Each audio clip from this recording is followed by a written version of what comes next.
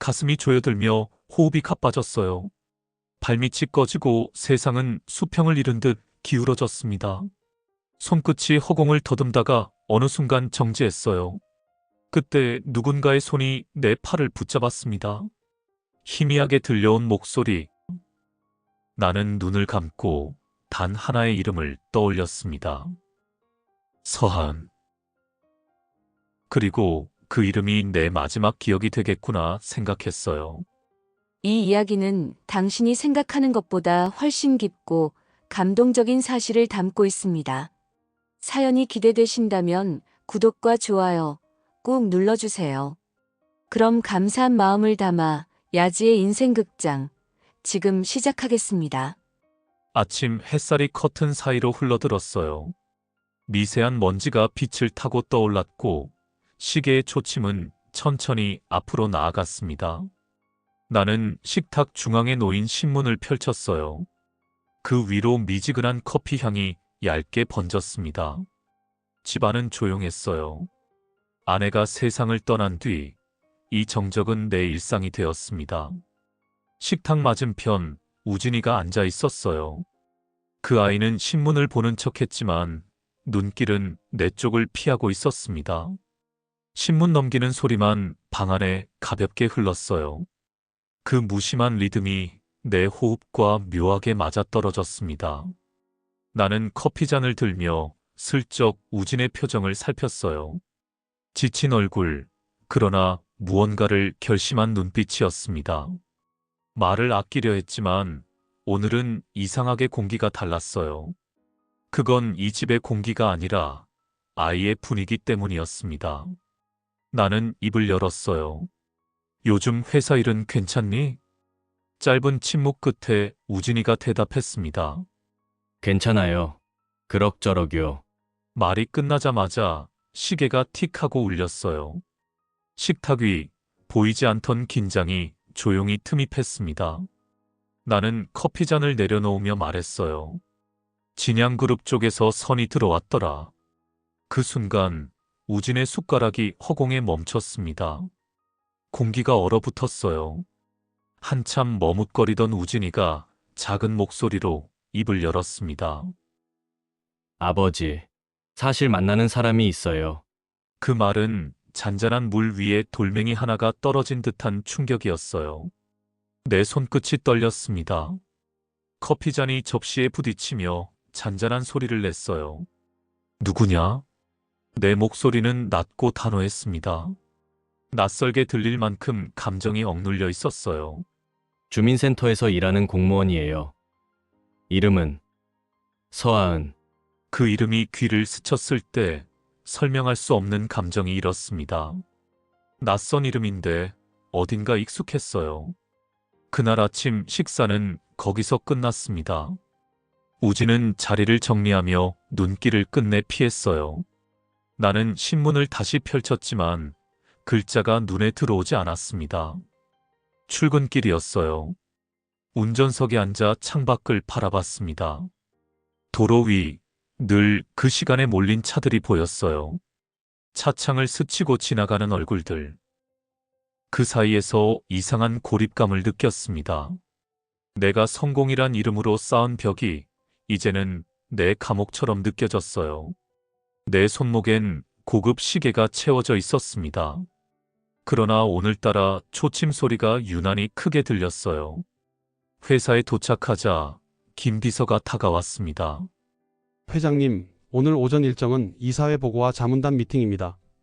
그의 말투는 정확했고 걸음은 언제나 일정했어요. 나는 고개만 끄덕였습니다. 회의실로 향하는 동안 내 머릿속엔 계속 한 단어가 맴돌았어요. 서한. 이름 하나가 이토록 무겁게 가슴에 남은 적은 없었습니다.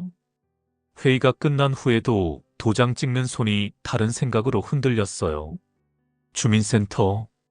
평생 나와는 상관없을 줄 알았던 공간이었습니다. 삶의 끝자락에서 사람을 돕는 곳. 그녀는 왜 그런 곳에서 일하고 왜 내 아들을 선택한 걸까요? 저녁 무렵 사무실 불이 하나둘 꺼지기 시작할 즈음 나는 전화를 들었습니다. 김 비서. 우진이가 만난다는 여자 정보 좀 알아보게. 잠시 정적이 흘렀고 그가 짧게 대답했어요. 알겠습니다. 그 한마디가 떨어지자 가슴 한편에 묘한 후회가 스쳤습니다. 그러나 이내 이성과 체면 아래 묻었어요. 내가 살아온 방식이 늘 그랬으니까요. 밤이 깊어지고 김 비서가 서류를 들고 들어왔습니다. 이름은 서하은. 주민센터 주무관입니다. 고아원 출신이고 장학금으로 대학을 나왔으며 공무원 시험으로 입직했습니다. 나는 서류를 넘기며 중얼거렸어요. 출신도 배경도 평범하군. 하지만 어딘가 불편했습니다. 흠이 없다는 건 감춰야 할 무언가가 있다는 뜻은 아닐까요? 사진 속 그녀는 검은 머리를 단정히 묶고 있었어요. 웃는 눈이었지만 속을 다 보여주지 않는 표정이었습니다. 그 눈빛이 낯익었어요. 설명할 수 없는 감정이 가슴 한복판에 맺혔습니다. 아침부터 하늘이 눌려 있었어요. 회색빛 구름이 낮게 깔리고 가을 바람이 서늘하게 불었습니다. 거울 앞에 선 나는 낯선 옷을 입고 있었어요. 회색 코트 대신 허름한 점퍼, 반질반질 다른 운동화.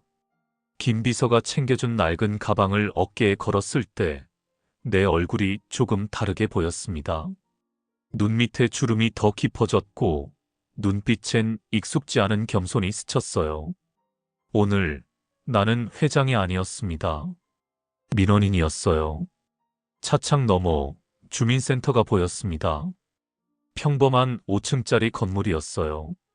하지만 내게는 처음 발을 들이는 세계였습니다. 입구 앞 서류를 든 사람들이 줄을 서 있었어요. 대기표 기계 앞엔 긴 행렬이 이어졌습니다. 그들의 표정엔 피곤함이 묻었지만 사정이 먼저 보였어요. 체면은 이곳에서 별 의미가 없어 보였습니다.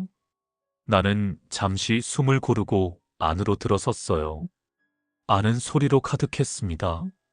기침, 키보드 소리, 서류 넘기는 마찰음, 그리고 깊은 한숨. 대기 의자에는 나보다 더 낡은 옷을 입은 노인이 앉아 있었고 그 옆엔 어린아이를 아는 젊은 엄마가 있었어요. 나는 천천히 걸어가 번호표를 뽑았습니다. 48번 손님, 창구로 와주세요. 전광판엔 숫자와 함께 작은 글씨가 떴어요. 서하은. 그 이름이 눈에 들어오자 가슴이 미세하게 흔들렸습니다. 내 차례가 다가오자 옆자리 노인에게 번호표를 내밀었어요. 이거 먼저 쓰시죠. 그는 놀란 듯 나를 보더니 조심스럽게 고개를 숙였습니다. 그 짧은 배려 뒤 나는 자리에 앉아 그녀의 창구를 바라봤어요. 공간은 여전히 시끄러웠지만 그녀의 움직임만은 또렷했습니다. 단정한 옷차림, 묶은 머리칼, 서류를 넘기며 조용히 고개를 끄덕이는 모습, 그리고 입모양으로 건네는 말. 괜찮으실 거예요. 목소리는 들리지 않아도 표정에서 느껴졌어요. 그건 습관이 만든 친절이 아니라 태생적으로 단단한 마음의 결과였습니다. 전광판에 다시 숫자가 떴어요. 49번 손님, 창구로 와주세요. 나는 천천히 일어섰습니다. 의료비 지원 신청하려고 합니다. 그녀는 고개를 끄덕이며 의자에 앉으라 손짓했어요. 앉으세요. 천천히 말씀해 주세요. 그 말 한 줄에 묘하게 심장이 가라앉았습니다. 나는 봉투를 내밀며 작은 실수를 의도적으로 섞었어요. 신청서 한 장을 빠뜨리고 주소도 일부러 틀렸습니다. 그녀는 그걸 단번에 알아챘지만 나무라지 않았어요. 대신 조용히 펜을 꺼내 들었습니다. 이 부분은 다시 써야 해요. 제가 도와드릴게요. 그녀의 손끝이 종이 위를 스쳤어요. 그 순간 손끝에서 묘한 온기가 전해졌습니다. 나는 본능적으로 그녀의 얼굴을 바라봤어요. 창가 쪽 빛이 그녀의 옆 얼굴을 감싸고 있었습니다. 그때 창구 맞은편에서 고함이 터졌어요. 왜 내 건 안 돼? 저 사람은 되고 나는 안 돼? 직원들이 일제히 그쪽을 바라봤습니다. 공기가 얼어붙었어요. 그녀는 나를 향해 조용히 미소 지었습니다. 잠시만요. 그 말 뒤 그녀는 고함치는 민원인에게 다가갔어요. 걸음은 빠르지 않았지만 굳건했습니다. 그녀는 낮은 목소리로 무언가를 말했고 여자의 표정은 서서히 가라앉았어요. 잠시 후 두 사람은 상담실로 들어갔습니다. 나는 그 장면을 멍하니 바라봤어요. 분노를 잠재우는 힘은 논리가 아니라 함께 서는 태도라는 걸 그제야 알았습니다. 그녀는 다시 돌아와 아무 일 없었다는 듯 말했어요. 이제 다 됐어요. 처리되면 문자로 안내 드릴게요. 나는 고개를 끄덕였습니다. 그녀의 손길엔 흐트러짐이 없었어요. 누군가를 돕는 일을 하면서도 지치거나 내색하지 않았습니다. 그건 단순한 성실함이 아니라 삶의 철학처럼 느껴졌어요. 센터를 나서며 내 손끝이 아직도 따뜻하다는 걸 느꼈습니다. 그 열기는 이상하게도 마음 깊은 곳까지 스며들었어요. 그날 이후 나는 매일 다른 명목으로 주민센터를 찾았어요. 복지 상담, 전입신고, 임대차 관련 문의. 김 비서는 일부러 서류에서 한두 장씩 빠지게 준비했습니다. 그녀를 다시 보기 위한 명분이었어요. 센터 안은 늘 비슷한 풍경이었습니다. 어린아이를 업은 젊은 엄마 계산기를 두드리는 직원들, 그리고 줄지어 선 민원인들. 나는 여전히 민원인의 얼굴을 하고 있었지만 눈은 한 곳만 향해 있었어요. 서하은. 그녀는 언제나 같은 옷차림이었습니다. 단정한 블라우스, 깔끔한 명찰, 정리된 머리. 단조로운 반복 속에서도 그녀에겐 리듬이 있었어요. 사람을 부를 때, 설명할 때, 미소 지을 때 언제나 같은 호흡, 같은 속도였습니다. 그 정돈된 흐름이 신기하게도 안정감을 줬어요. 나는 그런 사람을 본 적이 없었습니다. 세 번째 방문날, 나는 또 주소를 일부러 틀렸어요. 그녀는 고개를 숙인 채 말없이 다시 적어줬습니다. 이 부분은 조금 다르네요.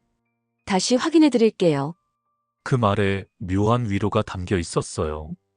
그녀는 실수를 탓하지 않았고 대신 나를 존중했습니다.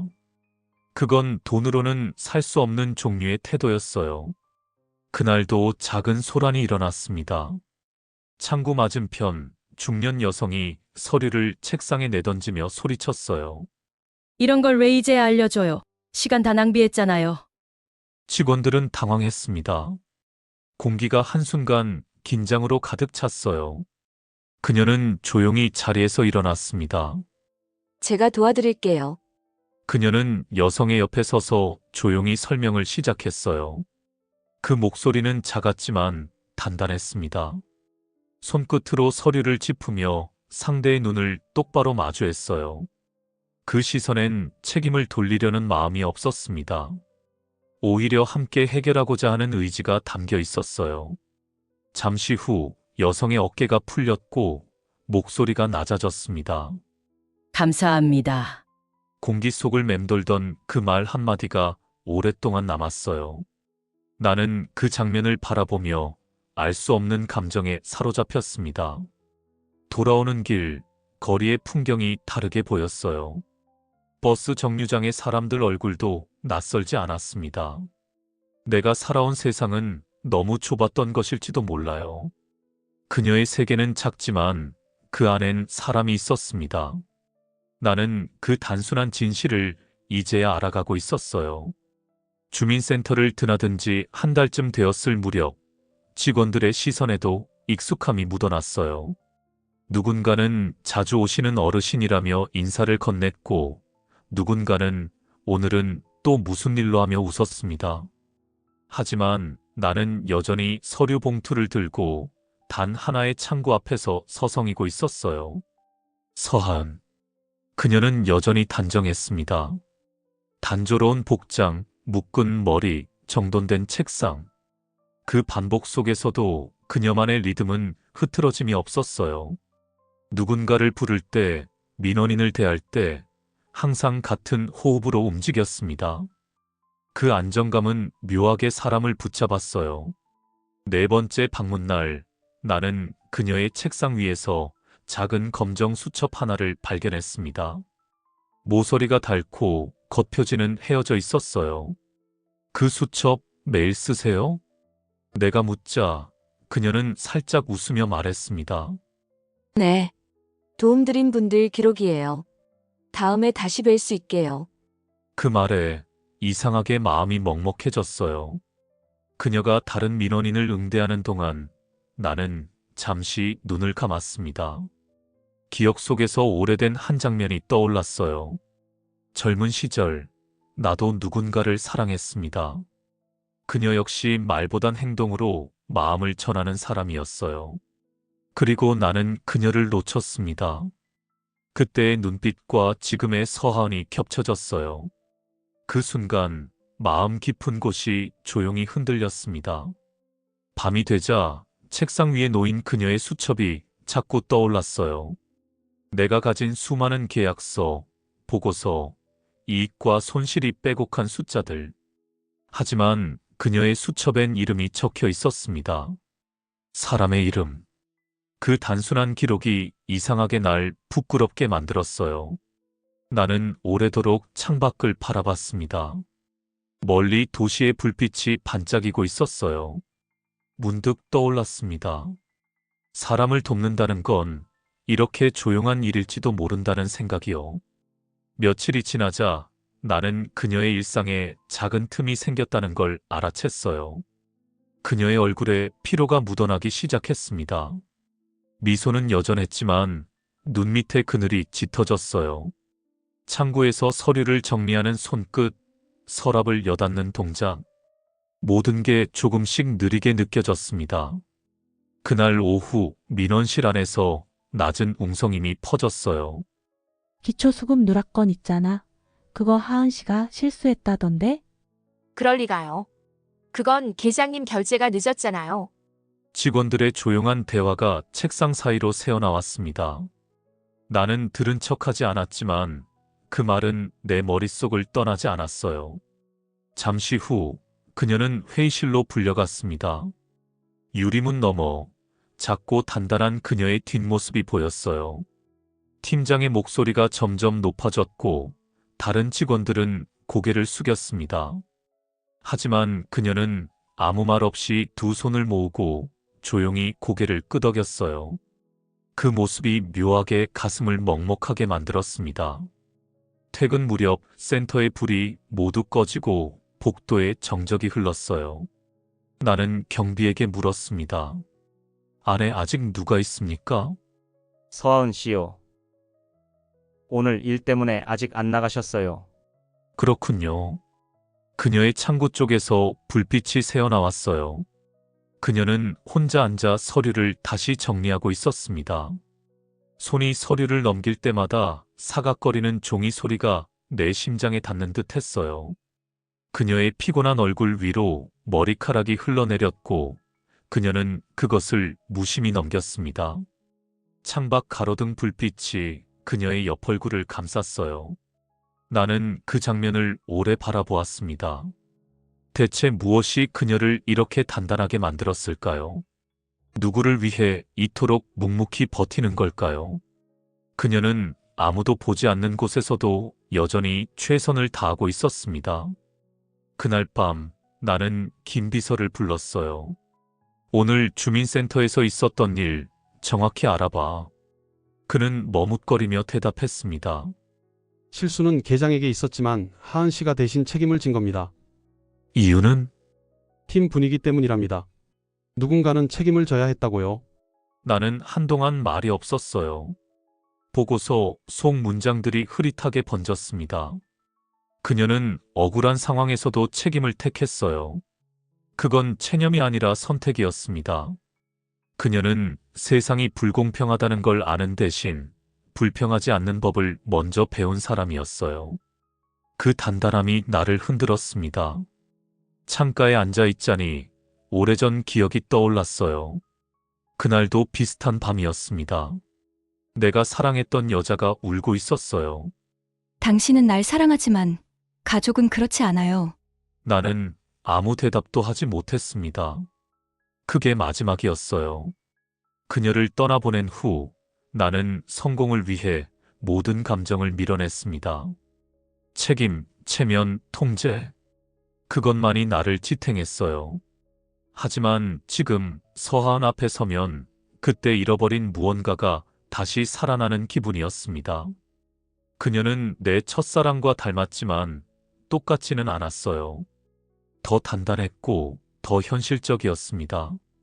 그녀의 삶에는 누군가의 상처를 품고 살아온 흔적이 있었어요. 며칠 뒤 그녀를 찾아갔을 때 그녀는 평소처럼 일하고 있었습니다. 나는 괜히 물었어요. 요즘 일은 괜찮아요?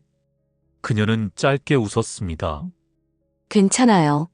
누구나 실수는 하죠. 그 말이 오래 남았어요. 실수를 감추지 않고 받아들이는 태도. 그게 진짜 강한 사람의 모습이었습니다. 호텔 라운지의 조명은 은은하게 내려앉아 있었어요. 저녁 햇살이 유리창을 스치며 와인빛으로 번졌고 테이블 위 잔 하나가 조용히 놓여 있었습니다. 나는 잔을 천천히 흔들며 마음을 다잡았어요. 오늘 모든 걸 마주해야 합니다. 그녀의 진심, 내 아들의 사랑, 그리고 내가 외면해온 과거까지. 문 쪽에서 두 사람이 들어섰어요. 우진과 서하은. 그녀는 조심스럽게 주변을 살폈고 내 시선을 마주하자 잠시 굳었습니다. 그녀는 내가 누군지 눈치채고 있었어요. 한동안 정적이 흘렀습니다. 나는 먼저 자리에서 일어나 고개를 숙였어요. 오랜만입니다, 하은 씨. 그녀는 숨을 삼켰습니다. 혹시 그때 주민센터에 오셨던 분? 그래요. 그때 골목에서 쓰러졌던 사람도 나였소? 그녀는 손끝을 모으며 고개를 숙였어요. 우진은 묘한 긴장을 잃고 숨을 죽였습니다. 내 심장은 여전히 불규칙하게 뛰고 있었어요. 처음엔 아들을 위한 일이었소. 어떤 사람인지 직접 확인해야 했지. 하지만 시간이 지나 알게 됐소. 내가 본 건 자네의 진심이었어. 그녀는 놀란 눈으로 나를 바라보았습니다. 그래서 절 시험하신 거군요. 그 말에 담긴 감정은 서운함보다는 담담함에 가까웠어요. 그랬어요. 하지만 이제는 다르게 보이요. 자네를 보며 젊은 날 내가 놓쳤던 사람을 떠올렸어. 사랑했지만 지켜주지 못한 사람.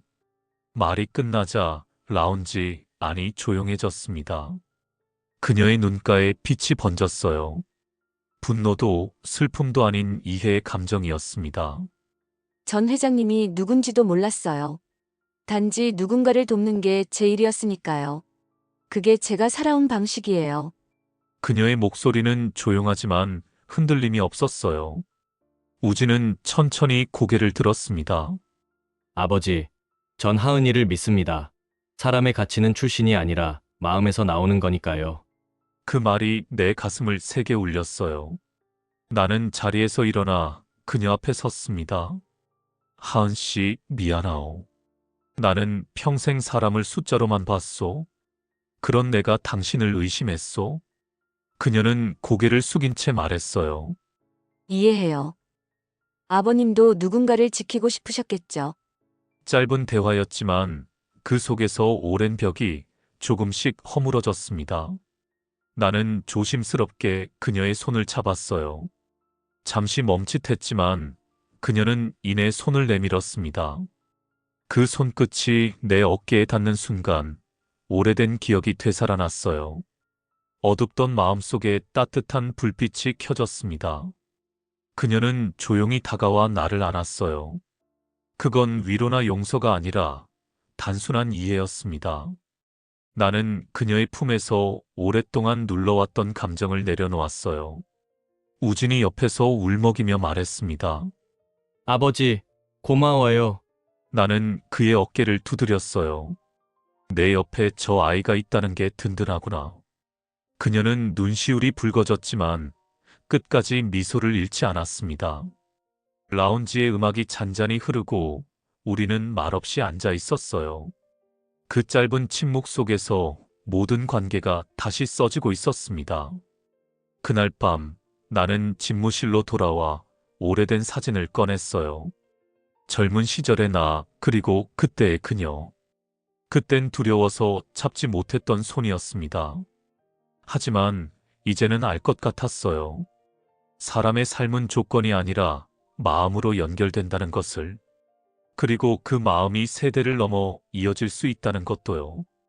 계절이 몇 번 바뀌었어요. 시간은 멈추지 않았고 내 안의 모든 것도 조금씩 변했습니다.